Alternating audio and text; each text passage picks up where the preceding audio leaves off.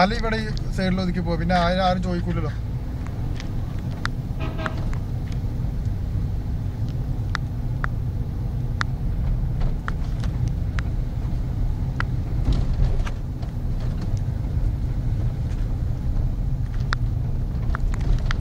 എത്ര വേഗം പണി നടക്കണേ അതൊന്ന് പറഞ്ഞാ.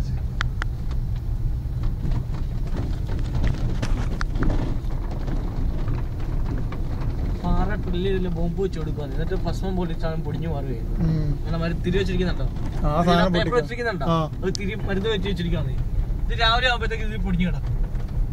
മാറ്റിയാ മതി അല്ലേ.